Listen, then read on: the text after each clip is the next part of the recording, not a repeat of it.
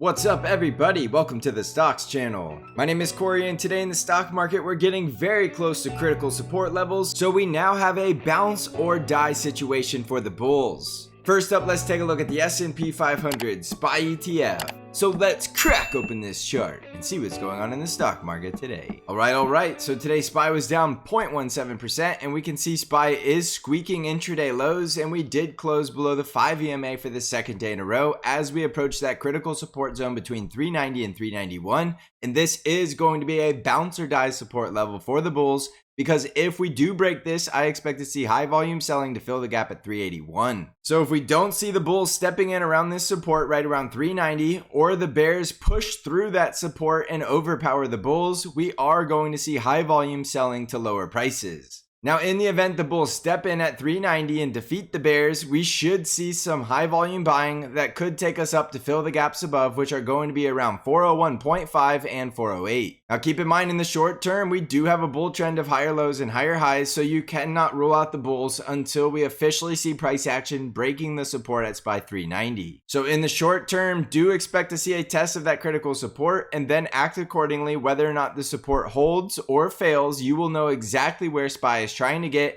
On a break below 390, we're going to 381, and on a bounce from 390, we should see the bulls try to push higher into the low 400s. On the Nasdaq 100 triple Qs, we were down 0.76%, and you can see the triple Qs are also at bounce or die support, which is going to be this support zone right here at the 20-day simple moving average, and the support trend line, which is going to be this support right around 280. If the bulls lose support at 280, it is going to be a high volume selling down to fill the gap at 268. And if the bulls defend this support, they're going to try to push all the way back up to battle the bear once more, which is up there at that level at 293. So this is very critical support for the bulls, and the bears will want to slice down through it so they can officially go close the gap at 268. So look for the confirmation in the price action to short the market as a breakdown of support on the triple Qs of this zone between 279 to 280. If the bulls bounce from here, you're going to be looking for the resistance break above about 282 to 284 to send us back up towards the highs around 289 to 293. If the bulls are successful in defeating the bear at 293, they're going to try to fill the gap up there at 308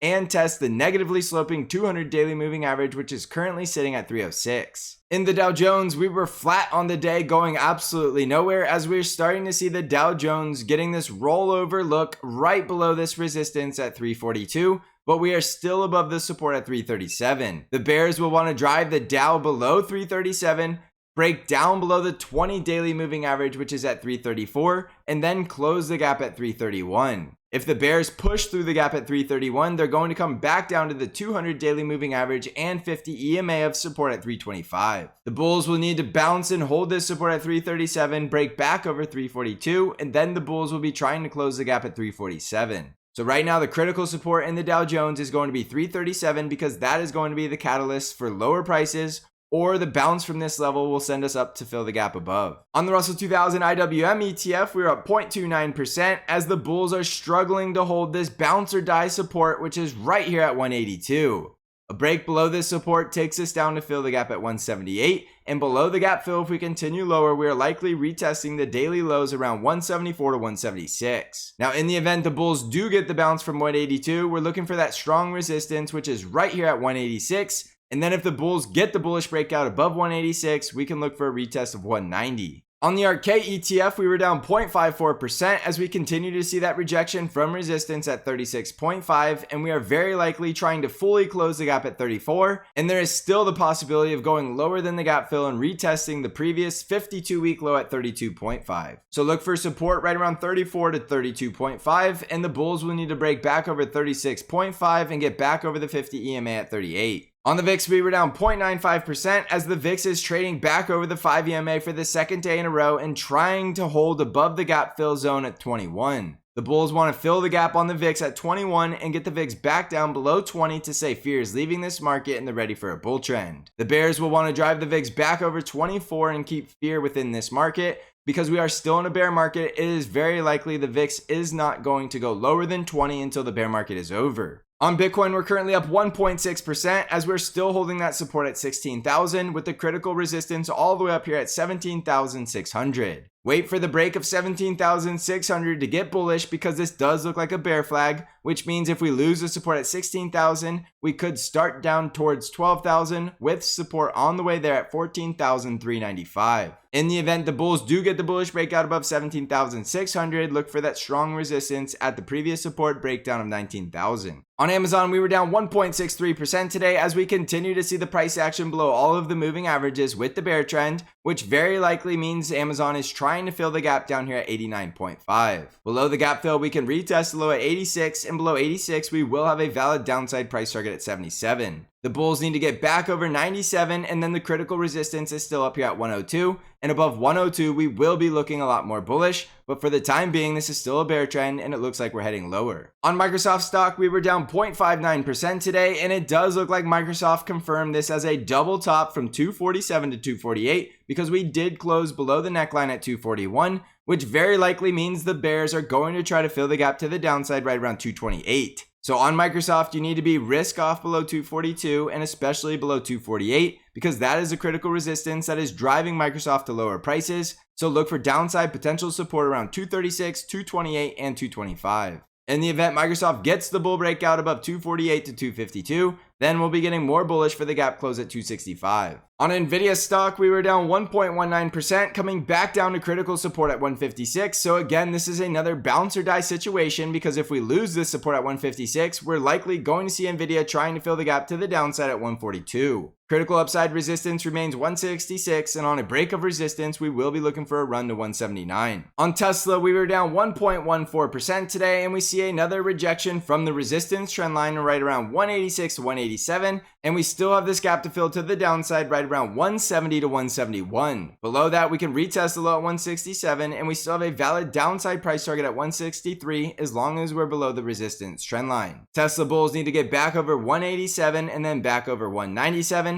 and then we could start to see a rally to higher prices, which could take us all the way back up to 230. On Apple stock, we were down 2.11%, and just yesterday I told you Apple below 146 is a very bearish indication that we're likely trying to fill the gap at 138, and right now we're only $3 away from filling that downside gap, so it is very clear where the bears are trying to get Apple to. Below 138, we have the strong support of the previous lows at 135, and then below that we'll be looking for the gap fill at 133. We're not getting bullish on Apple until we get back over 146 and 150, so stay risk off in Apple as long as we're below 146 on our way lower to fill the gaps below. On the financials, we were up 0.59% today, and the financials are still looking strong, but this could still be a double top rejection that takes us down to fill the gap at 34.3, so just be aware of potential downside from this resistance. On the industrials, we're up 0.61% today, still closing above support at 99.5, but we still do have a downside gap to fill at 97. The healthcare sector was down 0.25% today, closing back down below the 5 EMA, but still bullish as long as we're above 134. The energy sector was up 1.5% today, trying to fill the gap to the upside just below 92, and bullish as long as we can hold support at 88. So jumping back over to the S&P 500, this is going to be very critical bounce or die support levels for the bulls, because if the bulls give up these critical support zones, we are going to see the bears driving us to lower prices,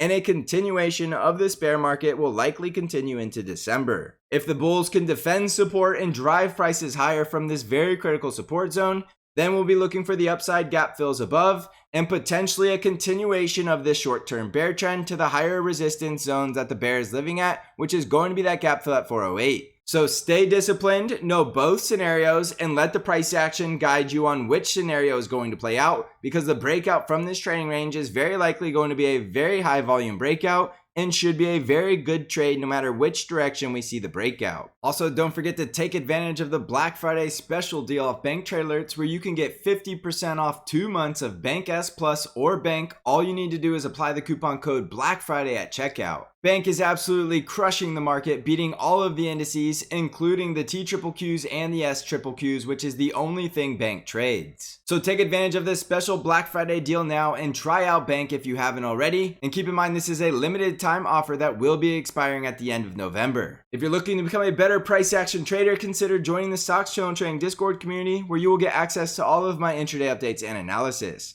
You can find out how to join the Stocks Channel Discord by clicking on the link below. So thank you for watching, everybody. I hope you're crushing this market. And as always, I will see you in the next episode.